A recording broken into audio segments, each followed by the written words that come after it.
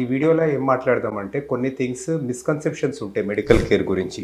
Especially మన సినిమాలలో ఇవన్నీ చూపించి ఎగ్జాజరేషన్ వల్ల.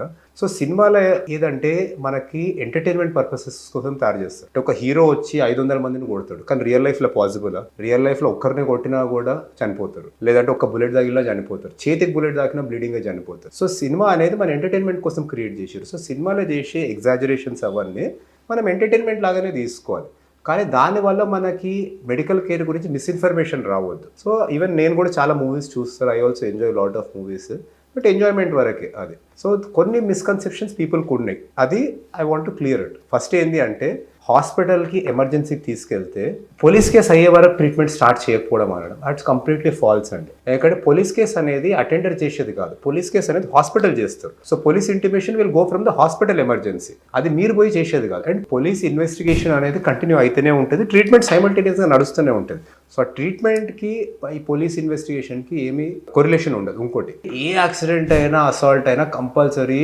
మనకి మెడికో లీగల్ కేసు అవుతుంది. మీ అంతా మీరు బండికెళ్ళి జారిపడ్డా కూడా ఎన్నోసార్లు మెడికో లీగల్ కేసు చేయాల్సి వస్తుంది.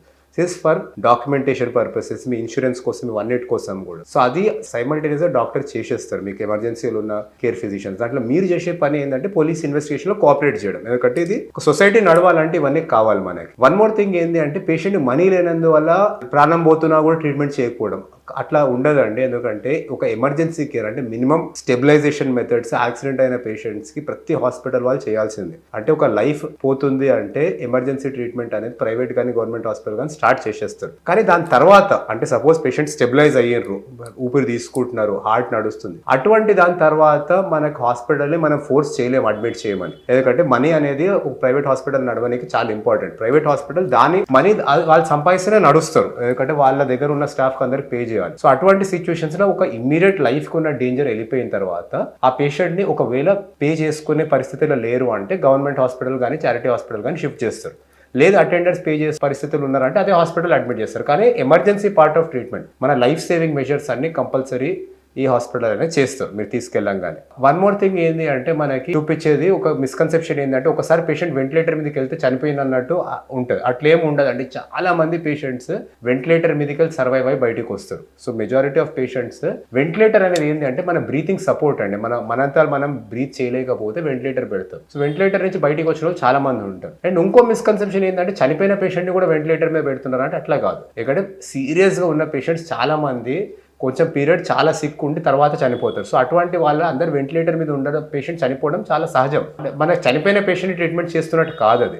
ఎంతో మంది బయటకు వస్తారు, కొంతమంది అన్ఫార్చునేట్గా చనిపోతారు. సో ఇది కూడా మిస్కన్సెప్షన్ అట్లనే ఉంది. మనకి చనిపోయిన పేషెంట్కి ట్రీట్మెంట్ నడవడం అనేది ఉండదు. అంటే ఎన్నోసార్లు బయటికి రాలేని పరిస్థితి ఉంటుంది, కానీ హార్ట్ నడుస్తూనే ఉంటుంది, మన బ్రెయిన్ స్టెమ్ ఫంక్షన్ నడుస్తూనే ఉంటుంది. సో డెత్ డిక్లేర్ చేసేది ఎప్పుడు అంటే, బ్రెయిన్ స్టెమ్ డెత్ తర్వాతనే డెత్ డిక్లేర్ చేయగలుగుతారు. దానికి డాక్యుమెంటేషన్ అనేది ఐదర్ త్రూ పోలీస్ కానీ మెజిస్ట్రేట్ గానే వస్తుంది. మనకు వెంటిలేటర్ అనేది తీసేయలేము, ఎందుకంటే హార్ట్ నడిచే పేషెంట్ వెంటిలేటర్ తీస్తున్నామా అంటే ఒక డాక్టరే క్రైమ్ చేస్తున్నట్టు, ఆర్ మీరే క్రైమ్ చేస్తున్నట్టు మీరు అడిగితే. అది సో ఏదైనా పేషెంట్ బ్రతుకున్న కాలం ఈవెన్ బ్రెయిన్ నడవకపోయినా కూడా, మనకి పేషెంట్ మాట్లాడకపోయినా కానీ వెంటిలేటర్ తీయలేమండి మనం. సో ఒకవేళ కాస్ట్ పే చేసుకునే పరిస్థితిలో లేరంటే you can transfer to government hospital అండి. ఇది ఇంకొన్ని మిస్కన్సెప్షన్స్ ఏంటి అంటే, మనకి పేషెంట్ని కట్టేసి పెడతారు, బిల్ పే చేయాలి అనేది. సమ్ సార్ట్ ఆఫ్ హాస్పిటల్స్లో మాల్ ప్రాక్టీస్ జరుగుతుంది. సో ఏ మాల్ ప్రాక్టీస్ జరిగినా మీకు దానికి కంప్లైంట్ చేసే ఒక రూట్ ఉంది మనకు. అంటే పోలీసెస్ ఉన్నాయి, మనకి కోర్ట్స్ ఉన్నాయి, దీనికి కన్జ్యూమర్ కోర్ట్స్ ఉన్నాయి. సో మీరు కేసు వేయగలుగుతారు హాస్పిటల్ మీద. కానీ అదే అనుమానం మీద వెళ్ళొద్దు, ఎందుకంటే ఎన్నో చోట్లలో మీకు డాక్టర్స్ చాలా కష్టపడుతున్నారు ప్రాణాలు కాపాడడానికి. కానీ కొన్ని చోట్లల్లో ప్రాణం అనేది మన చేతులు ఉండదు, దేవుని చేతులు ఉంటుంది. అండ్ అది ఎవరికైనా సరే, ఇప్పుడు డాక్టర్స్ కూడా చనిపోతారు, వాళ్ళ ఫ్యామిలీస్ కూడా చనిపోతారు, హాస్పిటల్ ఓనర్స్ కూడా చనిపోతారు, చావు అనేది అందరికీ వస్తుంది. అన్ని ఎఫర్ట్స్ పెట్టినా కూడా ప్రాణం కాపాడలేకపోతారు. సో అటువంటి వేళ అనుమానం అనేది కరెక్ట్ కాదంటే, మీకు ఆ అనుమానం వల్ల కూడా ట్రీట్మెంట్కి అడ్డం రావచ్చు మీరు. సో ఏదైనా మీకు డౌట్ ఉంది మాల్ ప్రాక్టీస్ జరుగుతుంది అంటే, I don't say mall practice జరగదని, ఎందుకంటే జరుగుతుంది.